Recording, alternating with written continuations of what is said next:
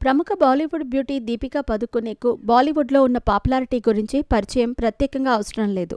తన అద్భుతమైన నటనతో భారీ పాపులారిటీ అందుకున్న ఈమె ఉత్తరాదిన అత్యధిక పారితోషికం తీసుకుంటున్న నటీమణిగా చెలామణి అవుతోంది.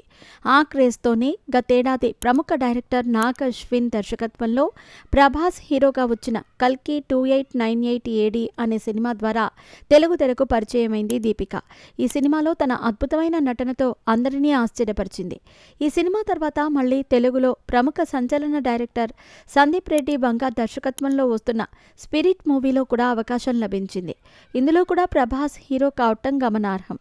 అయితే ఈ సినిమా పూర్తి స్క్రిప్ట్ విన్న తర్వాత అత్యధిక పారితోషికంతో పాటు పలు రిస్ట్రిక్షన్స్ కూడా పెట్టడంతో డైరెక్టర్ సందీప్ రెడ్డి వంగ ఈమెను సినిమా నుండి తప్పించి ఈమె స్థానంలో ప్రముఖ యంగ్ బ్యూటీ యానిమల్ మూవీతో సంచలనం సృష్టించి ఓవర్ నైట్లోనే స్టార్ అయిన తృప్తి డిమ్రీని తీసుకొచ్చారు.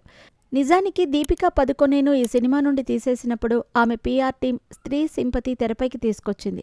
సినిమాలో ఎక్కువగా అసభ్యత, ఏ రేటింగ్ కంటెంట్, పొడిగించిన షూటింగ్ షెడ్యూల్స్ కారణంగా అసౌకర్యంగా భావించిన దీపికా పదుకొనె ఈ చిత్రం నుంచి తప్పుకున్నట్టు వార్తలు వైరల్ చేశారు.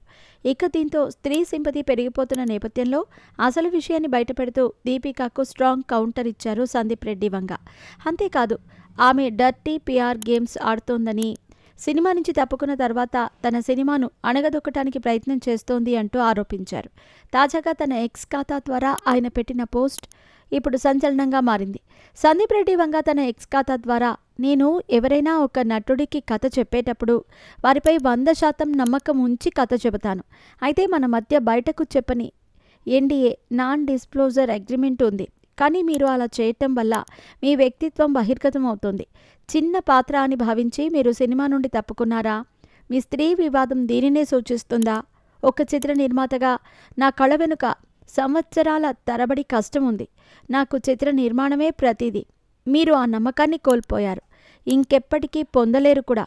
మరొకసారి ఇలా చేయకండి. ఈసారి ఏదైనా కథ అల్లేటప్పుడు పూర్తి కథ చెప్పండి. ఎందుకంటే మీరు అలాంటివి ఎన్ని చేసినా నేను మాత్రం భయపడను.